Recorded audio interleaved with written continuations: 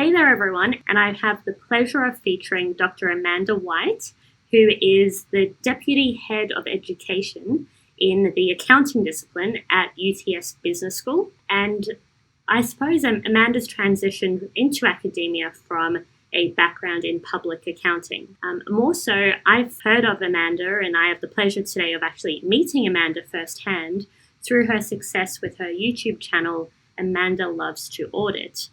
In which she has 4 million views now, which is just mind-blowing. Amanda was the 2020 recipient of the AAUT Teaching Excellence Award, and so I am super excited to be able to chat to Dr. White today. Thank you so much, Amanda, for joining us. Hey, I'm glad to be here, Nikki, and I'm such a fan of yours. I have been drooling over your whiteboard ever since I saw your videos on YouTube. So I think we're going to get on like a house on fire today. Definitely. And just from our brief chat earlier, I think we have so much in common when it comes to our teaching approaches. So it's an absolute honor and pleasure to sit down with you today. So I think the first thing I just wanted to start off with, and I'm always conscious of time, is as I mentioned, your YouTube channel has been incredible in terms of the success, the sense of community that you have built and the following that you have built, not just on YouTube, but in your social media channels in general. And I guess I just wanted to kick off with what inspired you to hop onto YouTube and start creating some of this content? Yeah, it was students and, back probably 2010, 2009, students always come with the same questions to your consultation sessions, or they would stay after class and ask the same question. I would draw the same diagrams. And a student said, Amanda, why don't you record drawing the diagrams?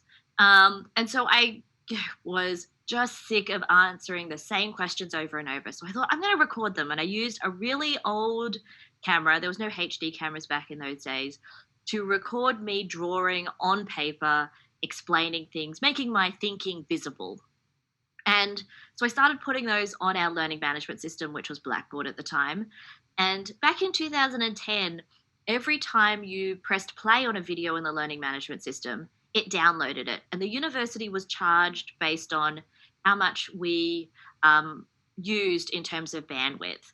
So somebody said to me, Amanda, Blackboard is not meant as a video streaming service. The files are too large, and every time a student presses play, they might watch a video 5 or 10 times over the course of a term. It's getting really expensive. Can you host the videos somewhere else? And I said, what are you talking about? And they're like, create a YouTube channel. And I said, do you mean you want me to put them on the university's channel? And they said, no, you can create your own. I said, okay, all right. So I created my own YouTube channel. I posted all my videos there and it just embedded them into the learning management system. I think I was the first person to try and embed a video. And I said, look, if this breaks Blackboard, I'm really sorry. And it turned out to be really great. And then students started saying to me, Amanda, the videos are unlisted. Could you make them public so that I can share the link with friends at my other universities? And so I made the links public, and I didn't even really keep account on subscribers or comments or anything like that until a student probably in about 2014 maybe said to me, Amanda, do you know you have over 10,000 subscribers? I'm like, what are you talking about?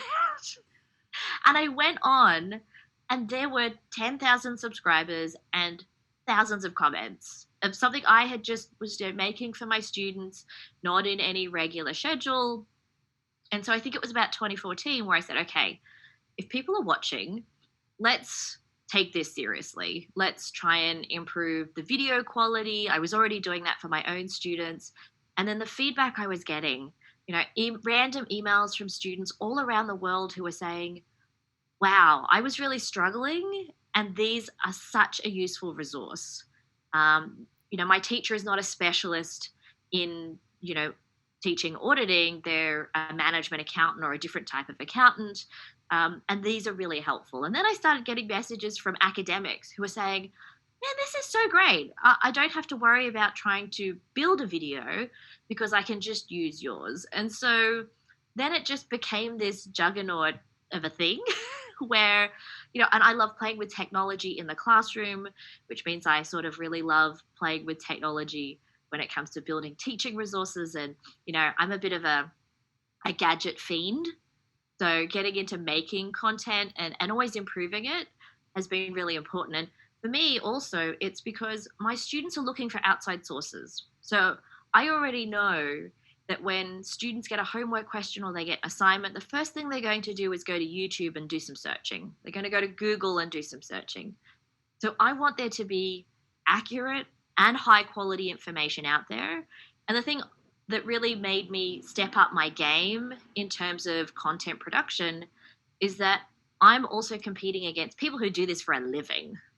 So, production companies, all that sort of thing. But I have my university experience, my practical experience, my subject matter expertise behind me. So it's trying to find that balance between making it engaging, making it informative, and building up that momentum so that students know that there's a place that has accurate and free resources. So the democratization of education is really important to me. I do lots of work in low socioeconomic student areas and student belonging and transition.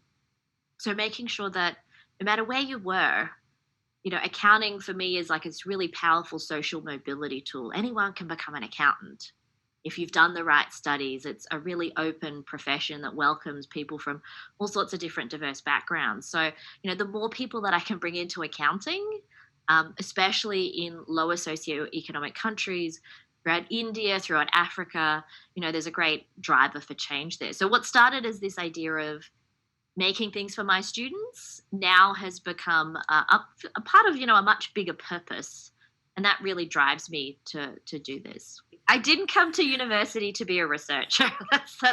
I came to university to be a teacher and to have that influence. And that's why I left public practice. And it's really been great to find the path to be able to do that, because I struggled for a really long time in higher ed about, is this the career for me? Is this where I want to be? COVID actually has been a really nice accelerator of the recognition of the importance of great teaching. Definitely. And I couldn't agree with you more. And I think with teaching too, if you can, like if you're a passionate educator and you can channel your energy into, I know you use social media and tech a lot. I think, you really do kind of thrive off the energy that you get back through those platforms too. And when you see students excel and you have students that will come back to you at a later date after, they finish your unit or your degree, you really do see the impact that you have on your students. And I mean, that's so evident with you too. So, I can't. That's the endorphin feeling, right? You and I know this. You get this email that says, I got my dream job, or wow, what you taught me really had an impact. And, you get those emails, you might get those in your evaluation surveys or a LinkedIn message now and then, but YouTube just amplifies that. It just amplifies the reach and the number of students that you're helping. And yeah, it's one of those goosebump moments. Definitely. I get those all the time, and that just spurs you to keep going. How do you navigate, so many followers at the moment? It must be exhausting. Actually, I start off every day, especially the days where I'm, weekdays. The first thing I do in the morning, I get, my kids off to school, or if I'm off to work, while I'm on the train, the first thing I do is I respond to my YouTube comments.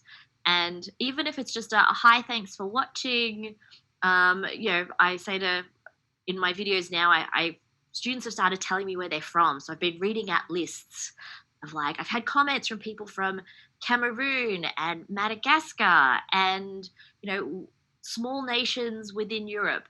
And so, they recognize, oh, hey, that someone else in my country is watching. But, navigating that space means just 15 minutes a day I spend on just responding to comments of thanks for being here, or that's a really great question, here's what I think. And it's just providing that community and just regularly responding. Again, I see a great article in the newspaper, or not on the news, we don't read physical newspapers, but I see it on an online news site.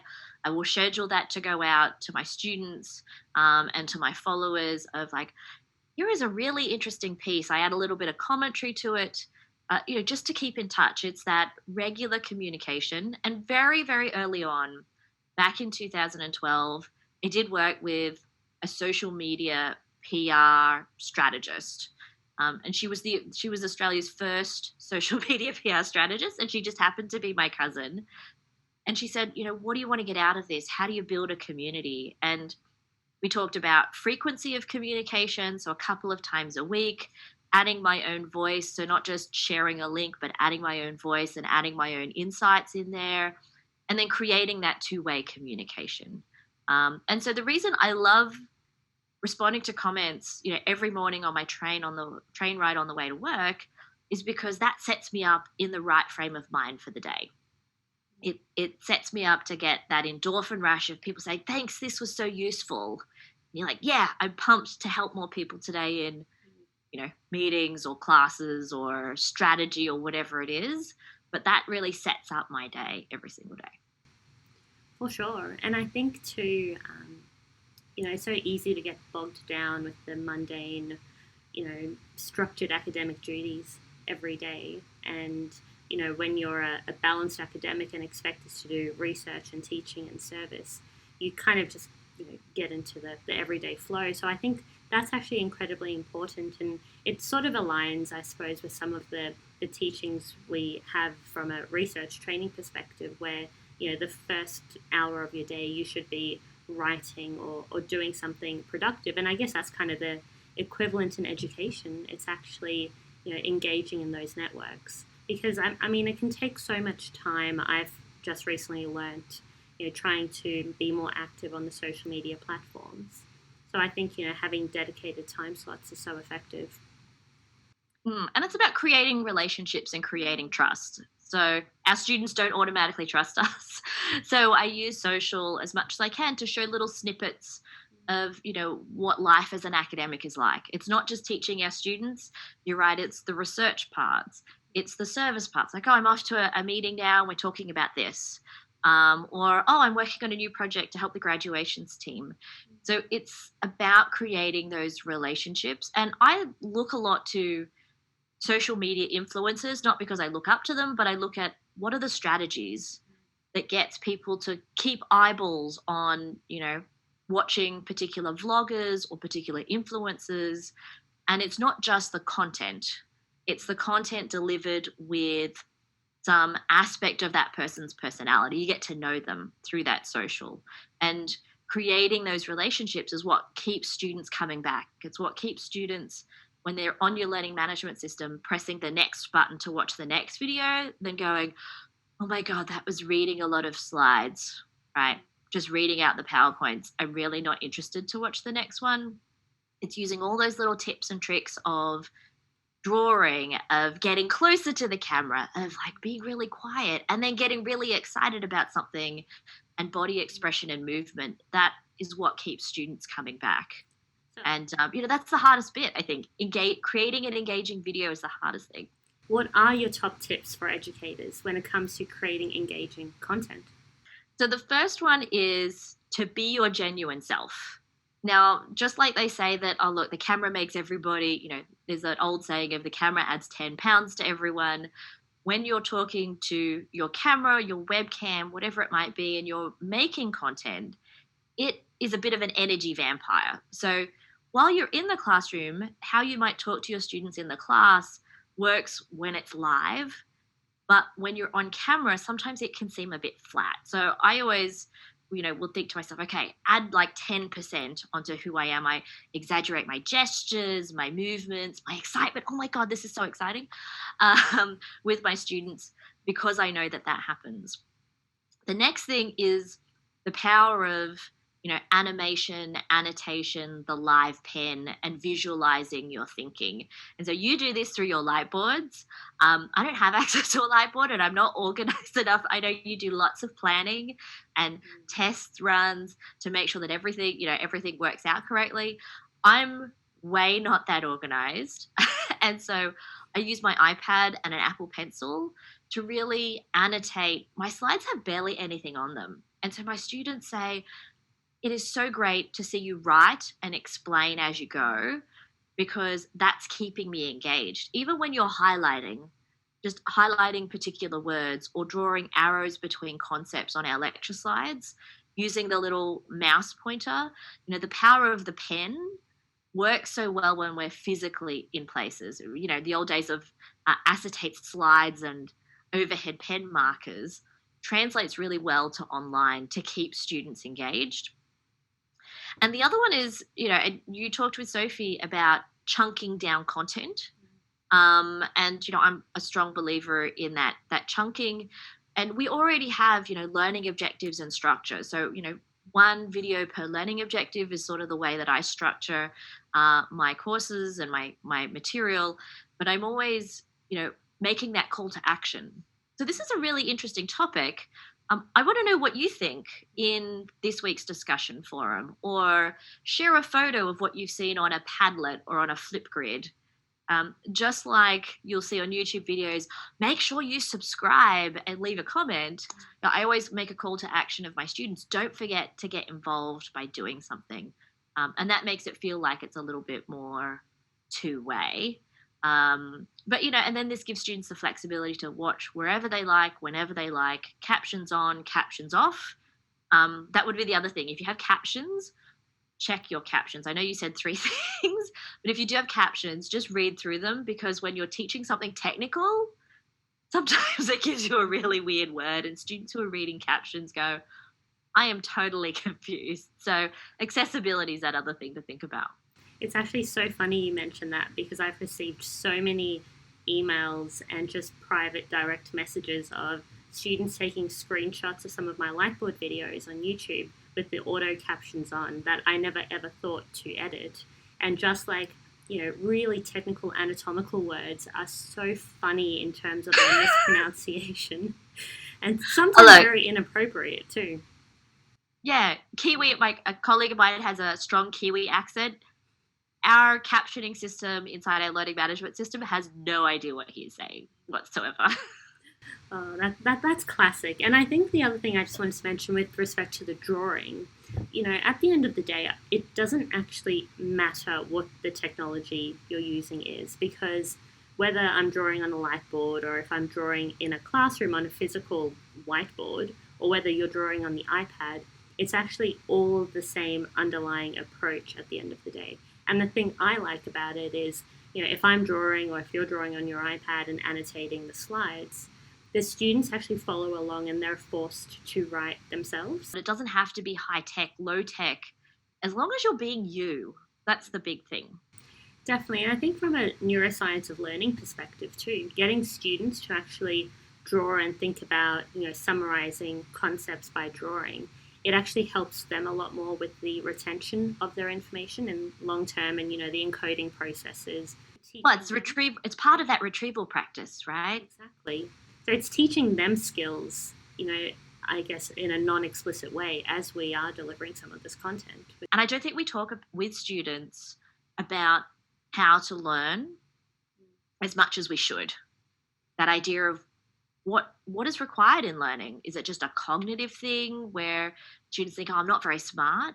Is it about feeling like you belong? Is it feeling like you have hope and optimism? Is it your ability to make a plan? There's so many different factors that go into being a great learner that, we don't talk about that enough, I don't think, with students. Yeah, I completely agree. And just on the note of what you were talking about, just in terms of your active classroom, are you guys back on campus with face-to-face lectures now at UTS? We are a mix. Yeah, we're a mix. So we have, I have about 100 students that come on campus every single week, and I have about 180 that come online. So our evening class runs mostly for, that Asian time zone. It's their afternoon, it's our evening, and we have about 180. A lot of what we've noticed is a lot of first year and second year students are really keen to come onto campus.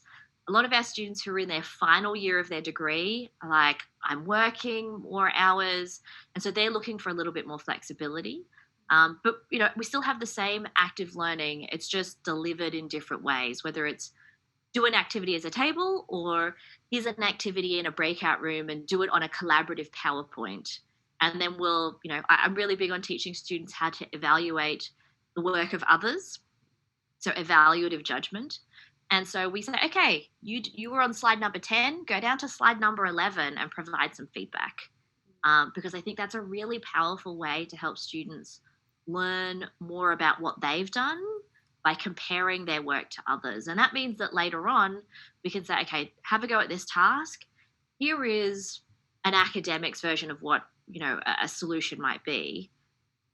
How can you figure out what the difference is? And how do you figure out how to get yourself from point A to point B? Because that's going to be really important out in the workplace when they're comparing themselves to others. They're getting feedback from their managers and their supervisors.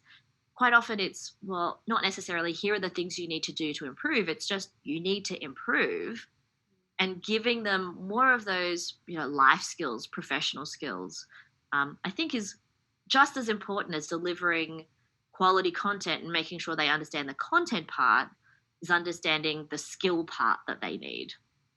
Because content is at our fingertips.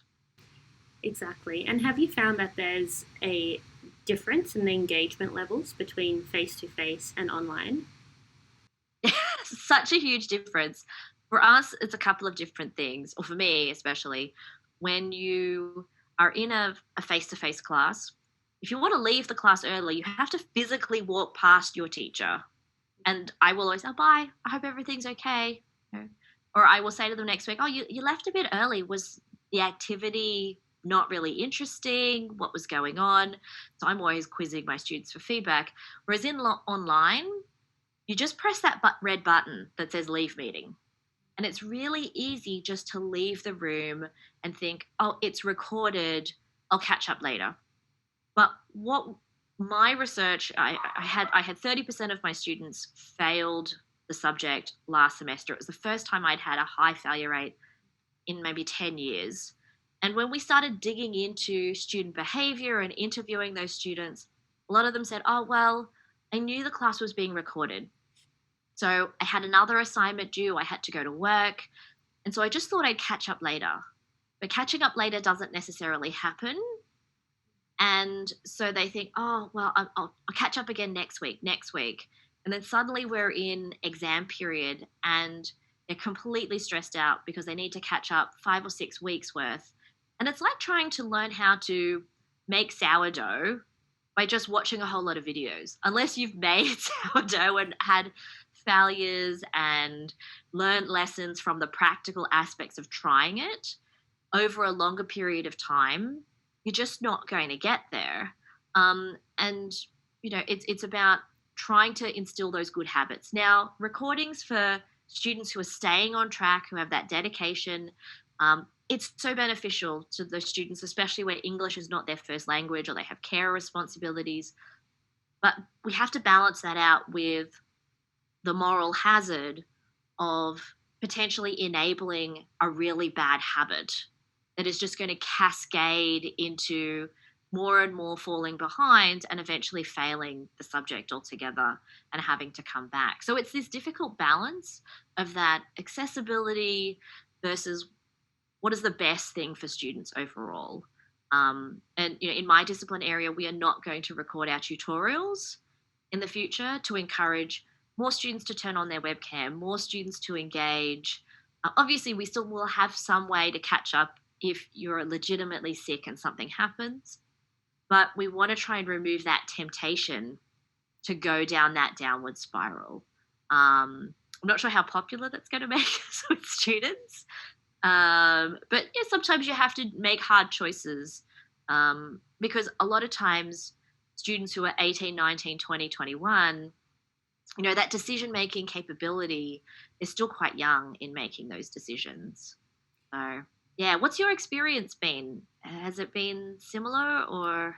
I find it's been quite similar. So, I can't talk too much. So I've just moved to Bond University and, we've got a blended approach. But for me, the biggest lessons were probably during my time at Swinburne last year, at which we were teaching remotely for the entire year.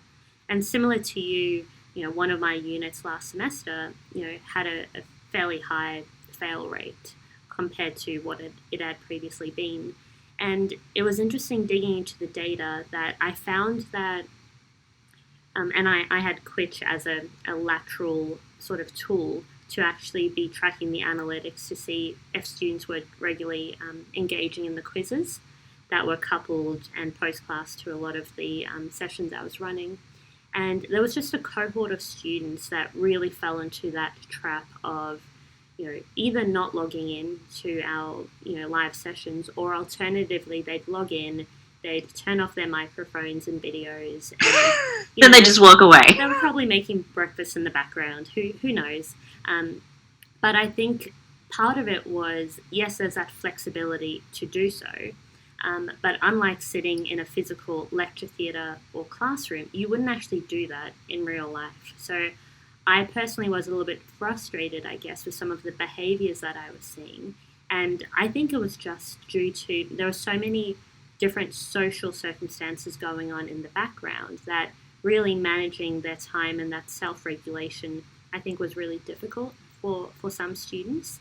And I know you've spoken about it previously, but really that transition to university and the expectations, because there's one set of expectations when they come onto campus, but I don't actually think the expectations in that online or virtual space really have been explicitly communicated to our students. Absolutely. And I think, quite often students will say, well, I want to learn in an asynchronous manner. I don't want to come to a live class. And that is where I will actually say to some students, well, maybe this institution is not the right institution. Somewhere like Charles Sturt or Deakin, which has sort of like an on-demand type of program, or the University of New England that specializes in more of an asynchronous class, is what you need, because my university is built on active learning, developing graduate attributes in the classroom, in our activities. And I think now that online learning, partial online learning, is the norm, we also need to be really clear on those expectations. And, this is where I think we could probably use a really great students as partners approach, where students talk about the things that are really important when part of your class is online. Because we could say that until we're blue in the face. But quite often students will be like, oh, what does she know? She's old. And she's not 18 and at university for the first time. Sorry to interrupt you there, but I think on that note of students as partners, I completely agree. And as you know, I'm a massive advocate for students as partners when it comes to assessment, when it comes to things like Quitch, when it comes to delivery of content. Something that you're really passionate about too, evidently so because you've just released a board game on it, is academic integrity, and actually educating our students about academic integrity and cheating as part of that transitional theory. On that note, can you talk a little bit more about what inspired the board game, but then also some of the challenges you've faced on that academic integrity front? Absolutely. So I was frustrated with students. I ended up with a situation where 17% of students had cheated on a task because they had told me that they didn't think academic integrity rules applied to oral presentations, and they just didn't understand what was academic integrity, what could you do and what couldn't you do. And so I looked at my university and I found out that all we had to teach students about academic integrity was very senior figures of the university saying, do the right thing and don't do the wrong thing, without much else. And so I actually worked with students. So the board game came from a Students as Partners project with two of our students, Tyler and Emma. And we created a board game, which was a way to have a conversation for students to answer questions, to move across a board in a snakes and ladders type style, to help them understand academic integrity. And when they played the physical game, you hear them go, really? Are we not allowed to do that? Is that a thing? I didn't realize that this was the rule. Even when I play it with staff for the first time, they're like, I didn't know that this was something we were supposed to do, or that was a penalty, or this is what could happen. So we really use it as an opening for a discussion. The academic integrity board game is an opening for a discussion with your students about academic integrity so that they can start talking about it amongst themselves, and it's not academics talking at students about the problem. And so the board game's been around since I think it was 2018 in a physical sense. And now we have an online version. So it's a set of PowerPoint files. You can download them absolutely free of charge. So if you just go to amandalovetoaudit.com, and then there's a section about academic integrity there. And you can make your own questions, create an online board game in PowerPoint that students can play in a breakout room. You could print out the different parts and play it physically in a room as well. And it's open access. So it's a Creative Commons resource. And that means you can reuse it, remix it, adapt it, change it to suit your needs. And there's lots of universities that have taken bits of it to do different activities as well. So if you're interested in academic integrity, this is a free resource and you can do whatever you like with it.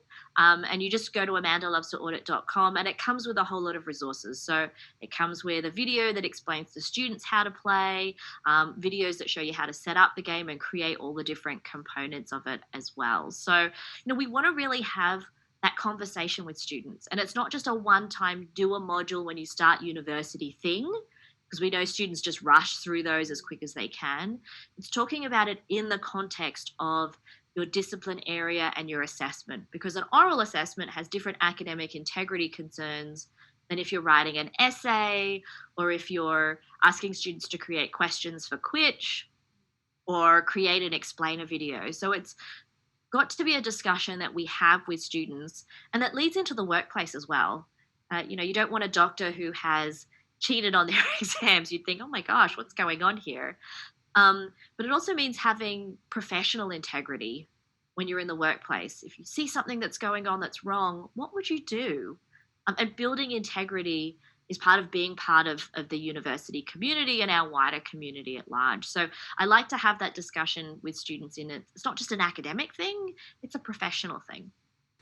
Because I think it's something that never quite occurred to me to really be talking about over and over again.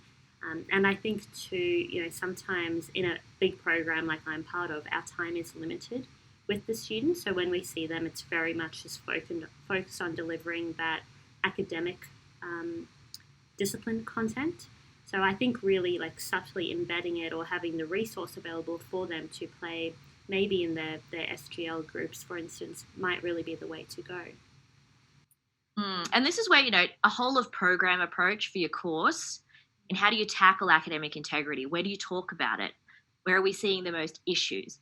That also becomes a really great conversation, because sometimes people might not realize, we're talking about it in accounting in this context, so I don't need to say it again when most students are doing these two subjects at the same time. So sometimes taking that programmatic approach as well can be really good. For sure. Well, I think that's really all the time we have. So thank you so much. We could keep talking for ages. If anyone has any questions that they want to ask both of us, we can do another one of these. Definitely. I'd love to do another one, because I just think there's so much we could be talking about. So if you're open to it, definitely love to do a part 2. Absolutely. Look, we could do this on IG Live next time if we want to be really risk takers. It's baby steps for me, but I think I might be up to a IG Live. I'm just finding, because I've recently just been introduced to the whole space of Instagram Reels and stories, and just trying to kind of navigate, how exactly do you structure that social media strategy and campaign, and balancing that with, all the other commitments that we have. All the other things that we have to do at work as well, too, yeah. Definitely. But I think it's just, the expectations now, I think, as being part of an educator or a teacher or a lecturer, I think we have to be on social media and we have to be using technology. And I think that's something that COVID really has taught us. We can't just be sticking to physical spaces, because the community is so much wider than just our own students. And I think as educators, we actually have a bit of an obligation to be making things more accessible, like you've mentioned, but also educating students all around the world, because we have the means to do so using Instagram and using YouTube. Well, that's right. The purpose of a university is to improve the public good, right? To contribute to the public good. And as educators, this is one really powerful way that we can do that. give away some of the best of your content for free and say to students, hey, like, this is just the online bit. Imagine what the on-campus bit is like if this is the online component. So that, I think, is a really great selling point as well, to get students to think about coming to, specific institutions where we are really doing innovative things in education and enabling education with technology. So for our viewers out there, please make sure that you subscribe to Dr. Amanda White's social media channels. So her YouTube channel, Amanda Loves to Audit, and then also her Instagram handles as shown on the screen. And thank you once again, Amanda, for joining us. Awesome. Thank you, Nikki. This has been fabulous, and I can't wait to do another one. And I hope I'll get to see you in person, in real life at something soon.